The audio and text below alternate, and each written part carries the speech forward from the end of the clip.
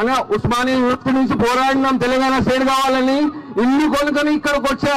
నాకు ఇట్లా ఇబ్బంది పెడితే తెలంగాణ వచ్చింది కదా ఇట్లా సతాయిస్తారంటే నేను ఒప్పుకోను సార్.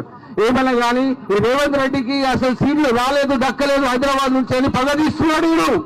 ఈ నా కొడుకుని తెలంగాణ నుంచి తరలి కొట్టాలి సార్. ఉస్మానియా యూనివర్సిటీ నుంచి పోరాటం జరిగినప్పుడు నేను సాధిస్తుంది నేను ఉన్నా, ప్లస్ మా ఫ్రెండ్స్ లో చాలా మంది చనిపోయారు సార్ ఆ పోరాటంలో. ఎందుకైనా సార్ తెలంగాణ తీసుకుంది మనము, ఎందుకైనా మనం ఇంత పోరాడింది?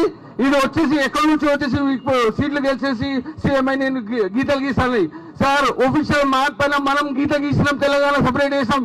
ఎవరు సార్ గూగుల్ మ్యాప్ పైన గీతలు గీసుకుంటా? మనం గీసినాం సార్, టీఆర్ఎస్ పార్టీ మనం గీకినాం. రైట్ అన్న, థ్యాంక్ యూ అన్న.